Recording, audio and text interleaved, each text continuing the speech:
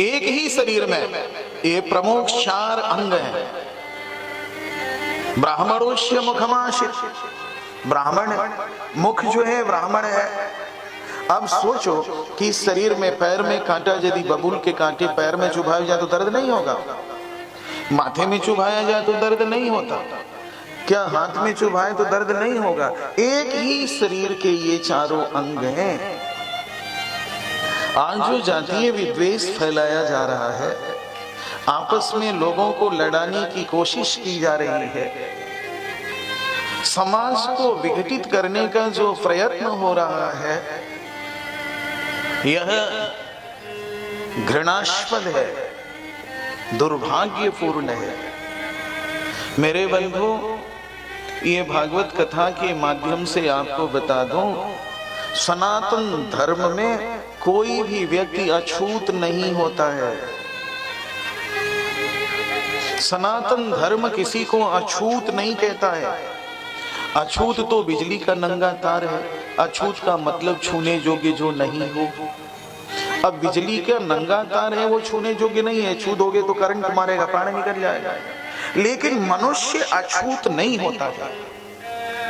सनातन धर्म के किसी भी ग्रंथ में किसी मनुष्य के लिए दलित शब्द का प्रयोग नहीं होता है। ये दलित है, ये महादलित है, ये मलिन है, ये राजनीतिज्ञों की राजनीति है। वोट लेने के लिए, लोगों को आपस में तोड़ने के लिए किसी को शास्त्र दलित नहीं कहता है। मनुष्य कभी दलित हो ही नहीं सकता है।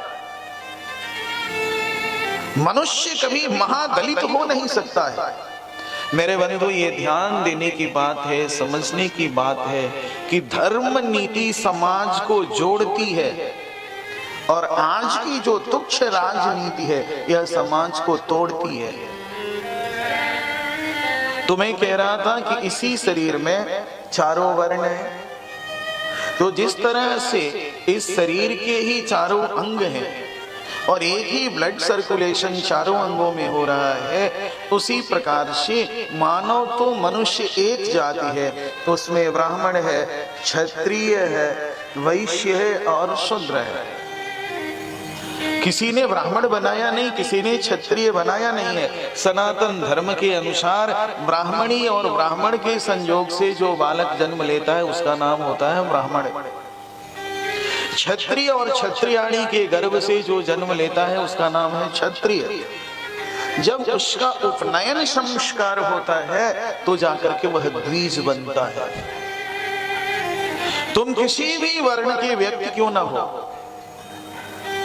तुम किसी भी आश्रम के व्यक्ति क्यों नहीं हो, यदि तुम्हारा आचरण बढ़िया है, तुम सन्मार्ग पर चलने वाले हो, तो तुम पूज्य हो।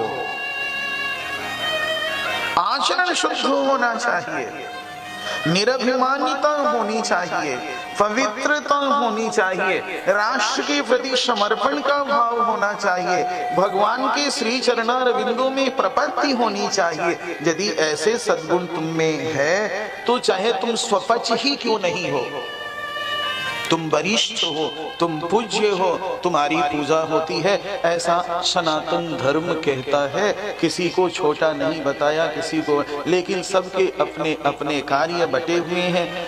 ब्राह्मण अपना कार्य करता है, क्षत्रिय अपना कार्य करता है, वैश्य अपना कार्य करता है, शूद्र अपने कार्यों करता है। मुंह अपना काम करेगा, हाथ अपना काम करेगा, पेट अपना काम करेगा, पैर अपना काम करेगा।